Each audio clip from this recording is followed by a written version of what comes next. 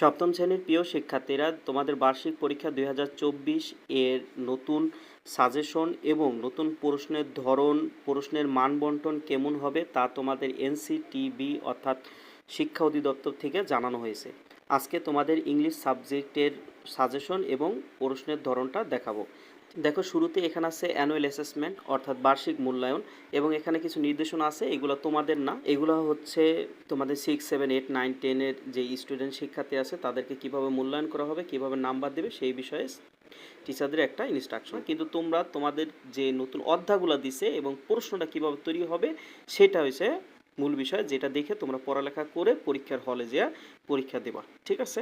ওকে, তাহলে চলো দেখি সপ্তম শ্রেণীর কোন কোন অধ্যায়গুলো ফিক্সড করছে। দেখো, এই যে এইখানে সাবজেক্ট ইংলিশ ক্লাস 7 ফার্স্টেই লেখা আছে guidelines for the developing question, অর্থাৎ প্রশ্ন তৈরির গাইডলাইন্স। ঠিক আছে, নির্দেশনা। দেখো এখানে কি লেখছে, এক নম্বরে যে question should be based on the competencies or skills and knowledge focused on the experience of the NCTB textbooks as prescribed by the syllabus continued in the guidelines। অর্থাৎ যে তোমার এনসিটিভির যে প্রদত্ত যে টেক্সট বুকটা আছে এইটার উপরে নির্ভর করে দক্ষতার সাথে যে তোমার প্রশ্নটা তৈরি করতে হবে। ঠিক আছে, এটা বলছে যে টিচারদের যে এটা তৈরি হবে। ঠিক আছে, যাই হোক এইগুলাও টিচারদের বলছে যে কীভাবে হবে প্রশ্নটা। যে এখানে দেখো কোশ্চেন থাকবে, রিডিং সাইড থাকবে, গ্রামারও থাকবে। ঠিক আছে, যাই হোক প্রথমে আমরা সিলেবাসটা দেখে নিই, অর্থাৎ প্রশ্নটা হবে কোন কোন অধ্যায়ের উপরে, অর্থাৎ কোন কোন চ্যাপ্টার বা ইউনিটের উপরে। দেখো, syllabus for annual examination 2024 syllabus তোমাদের থাকবে অষ্টম অধ্যায় হিরোস অফ বেঙ্গল 76 থেকে 83 পৃষ্ঠা। তারপর থাকবে 12 অর্থাৎ 12 অধ্যায় সুভাষ প্রমিস 113 থেকে 125 পৃষ্ঠা। তারপর থাকবে 13 অধ্যায়, তারপরে 14 অধ্যায়, 15, 16। এইখানে যে অধ্যায়গুলোর কথা বলা হয়েছে শুধু ওই কটা অধ্যায় তোমরা পড়বা, ওই পেজগুলোই তোমরা পড়বা, এর মধ্যে থেকেই তোমাদের প্রশ্ন করা হবে। ওকে, তারপর দেখো সি নাম্বার বলা হচ্ছে অ্যাসেসমেন্ট ফরম্যাট, অর্থাৎ মূল্যায়ন ফরম্যাটটা কেমন হবে, যে মূল্যায়নের যে রূপটা কেমন হবে। দেখো যে এখানে বলছে কন্টিনিউয়াস, যার অর্থ হচ্ছে ধারাবাহিক মূল্যায়ন বা শিক্ষণকালীন মূল্যায়ন, এবং 70% আছে সামেটিভ অর্থাৎ সামষ্টিক মূল্যায়ন, তো যেটা তোমাদের রিটেন পরীক্ষা হবে। ঠিক আছে, বার্ষিক পরীক্ষা হবে 100 মার্কের ভিতরে। এই 7% দিয়ে তোমরা অনেকেই এড়িয়ে ফেলাও যে তোমরা 100-র ভিতরেই পরীক্ষা দেবা। ঠিক আছে, বাকিটা তোমাদের ওই 100 থেকে পার্সেন্ট করে স্যাররা নাম্বার দিবে, তখন তোমরা বুঝে যাবা, এটা নিয়ে টেনশনের কিছু নাই। ঠিক আছে, ওকে, এবার আমরা নিচে যাই। দেখো ডিতে কি বলছে, কন্টিনিউয়াস অ্যাসেসমেন্ট অর্থাৎ ধারাবাহিক মূল্যায়ন, task type and marks distribution, অর্থাৎ যে শিক্ষণকালীন মূল্যায়নে যে 30 মার্ক ছিল, হ্যাঁ, বা 30% ছিল, সেটার যে মার্কটা হবে কিভাবে। দেখো তোমাদের দিতে পারে হোমওয়ার্ক। ঠিক আছে, এটা টিচার দিয়ে দিবে। এই হোমওয়ার্কটা করার সময় তুমি কেমন অ্যাক্টিভ ছিলা ক্লাসে, এইগুলা স্যাররা তোমাদের ফলো করবে। তারপর দিতে পারে ক্লাস ওয়ার্ক, হ্যাঁ, ক্লাসের ভিতরে যে কাজগুলো হবে, যে তোমাদের টেবিল পূরণ, তারপরে যে ফ্লো চার্ট, অর্থাৎ গ্রুপের কাজগুলো যা থাকবে এগুলোর উপরে 10 স্যাররা তোমাদের দিবে। তারপরে আছে দেখো প্রজেক্ট ওয়ার্ক অর্থাৎ অ্যাসাইনমেন্ট, যে তোমাদের একটা অ্যাসাইনমেন্ট করতে দিল সাপ্তাহিক, মাসিক, এরকম দিলে তার উপরে 10 মার্ক কাউন্ট করবে। এরকম করে 10, 10, 30, এই 30 মার্ক তোমাদের ক্লাস চলা অবস্থায় স্যাররা ওটা দিবে তোমাদের। ঠিক আছে, আর এটা পরবর্তীতে বার্ষিক পরীক্ষা এসে যোগ হবে। এটা হচ্ছে তোমাদের 30 মার্কের বা 30%-এর যে মার্কটা, এটা এইভাবে ডিস্ট্রিবিউশন হবে। ঠিক আছে, ভাগ করা হবে। আচ্ছা, এবার চলো দেখি তোমাদের মেইন যে কাজটা, বার্ষিক পরীক্ষা, যেই পরীক্ষা তোমরা অংশগ্রহণ করবা, 3 ঘন্টা লিখবা, হ্যাঁ, অ্যান্সার দিবা, স্যাররা প্রশ্ন দিবে, সেই প্রশ্নে তোমরা অ্যান্সার দিবা। সেটা মেন জিনিসটা যেটা নিয়ে তোমরা সবাই চিন্তিত।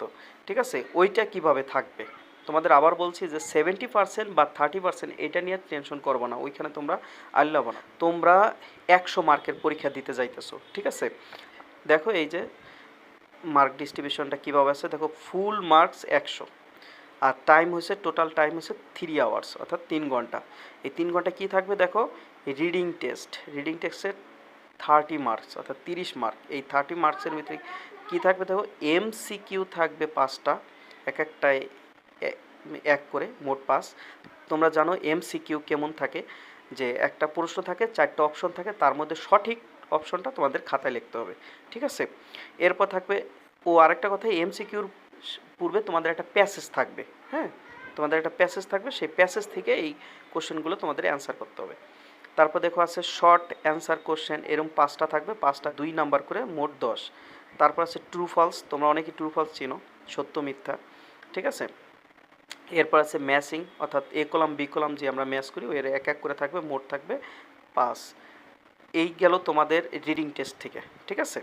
এরপর তোমাদের বইতে যে পোয়েম আছে, কবিতা আছে, এই কবিতার থেকে তোমাদের এখানে 5টা কোশ্চেন থাকবে, প্রতিটা কোশ্চেনে 2 মার্ক করে থাকবে, 10, ঠিক আছে। এই গেল তোমাদের যে টেক্সট বুক ছিল, অর্থাৎ সরকার যে বইটা দিছে সেখান থেকে এই 30 মার্কের অ্যান্সার করবা।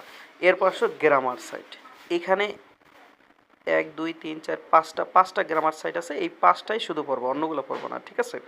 দেখো কি কি পড়বা, gaps filling with the right form of verbs, অর্থাৎ তোমাদের শূন্যস্থান থাকবে, শূন্যস্থানগুলো রাইট ফর্ম অফ ভার্বস দিয়ে পূরণ করতে হবে, ঠিক আছে। এরপর থাকবে আইডেন্টিফাই অ্যান্ড ইউজিং টেন্স, তোমরা টেন্স পড়বা, টেন্স থেকে তোমাদের আইডেন্টিটি চিহ্নিত করতে বলতে পারে, অথবা টেন্স প্রয়োগের বিষয় থাকতে পারে, ঠিক আছে। নিচে প্রশ্ন দেওয়া আছে, তোমরা দেখলেই বুঝতে পারবে, এখন শুধু জানো এইগুলা থাকবে।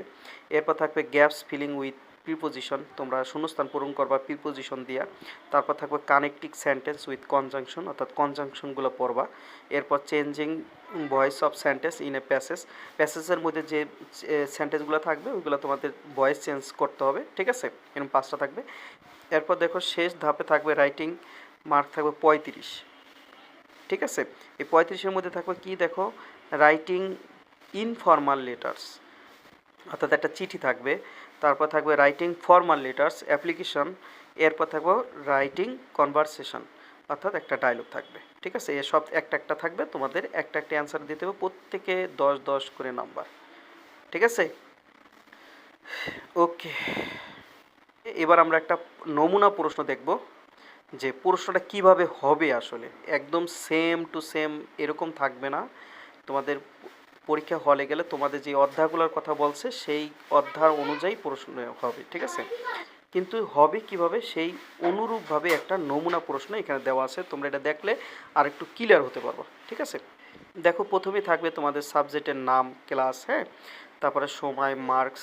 দেখো এরপর থাকবে একটা প্যাসেজ, এই প্যাসেজ থেকে তোমাকে নিচের প্রশ্নগুলো অ্যান্সার করতে হবে। দেখো প্রশ্নের প্রথমেই থাকবে choose the best answer from the alternatives, অর্থাৎ নিচের যে 4টা অপশন দেওয়া একটা প্রশ্ন আছে, এই অপশনগুলোর মধ্যে থেকে সঠিক অর্থটি তোমাদের বেছে নিতে বলছে।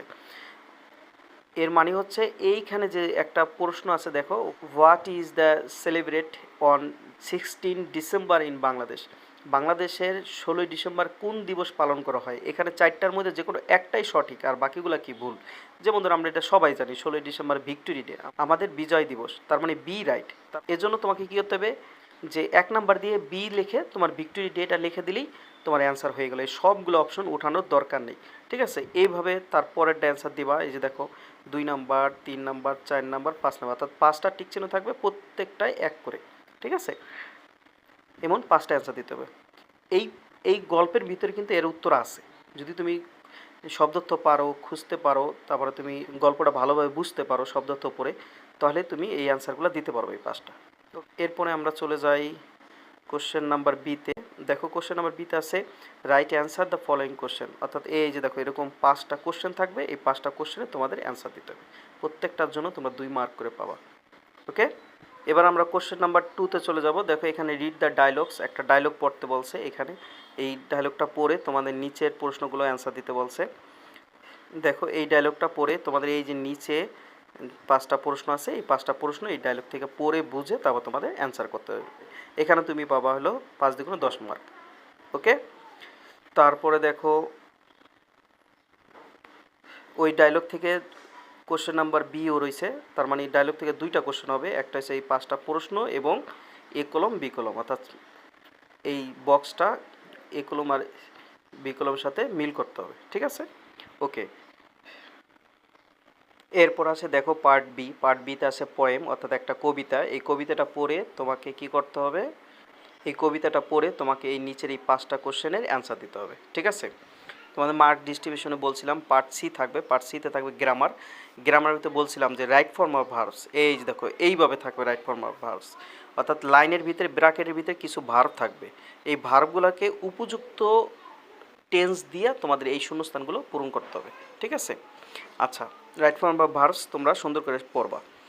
এরপর আছে দেখো কোশ্চেন নাম্বার 5 লেখা আছে, দেখো read the sentence below and write the name of the tense in column A, then write a new sentence using the same tense in the column B. অর্থাৎ এই সেন্টেন্সগুলো কোন টেন্স আছে তা লিখতে হবে এ কলামে, এবং এই সেন্টেন্সগুলোর একটি বিকল্প আরেকটা নতুন সেন্টেন্স তৈরি করে লিখতে হবে কলাম বিতে, ঠিক আছে? ওকে, এইবার আমরা চলে গেলাম নাম্বার 6-এ। নাম্বার 6-এ কী লেখা আছে দেখো, read the following passage and filling the gaps with the appropriate preposition from the table. অর্থাৎ প্রিপোজিশন দিয়ে তোমাদের এই শূন্যস্থানটা পূরণ করতে হবে, ঠিক আছে?